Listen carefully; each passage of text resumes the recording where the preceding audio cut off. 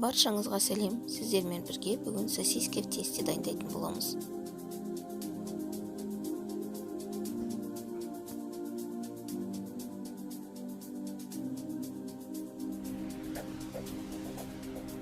Бізге керекті бір стакан жылы су, бір шай қасық тұз қосамыз, 3 ас қасық сұйық май қосамыз, 1 ас қасық ашытқы қосамыз, 1 шай қасық қант қосамыз,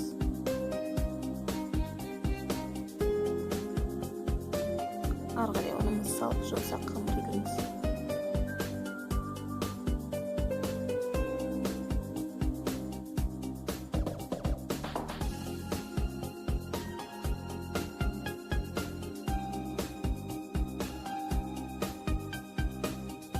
Қамырымыз дайын болды, бетін жауып жарты сағатқа қойып қоямыз.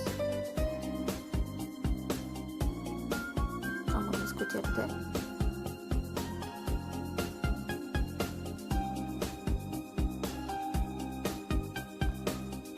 Қамырымызды барлығын жіңішке бөлшектерге бөліп аламыз.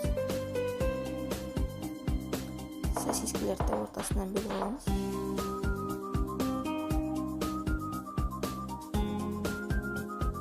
Барлығын видеодағыдай форма жасап аламыз. Міне дайын болды. Бетіне 1 жұмыртқаның сары уызы мен 1 ас қасық сүт қосамыз. Екеуін жақсылап араластырып бетіне жағып аламыз. Оның үстіне кунжут себіп аламыз. 180 градуста 35-40 минут пісіріп аламыз.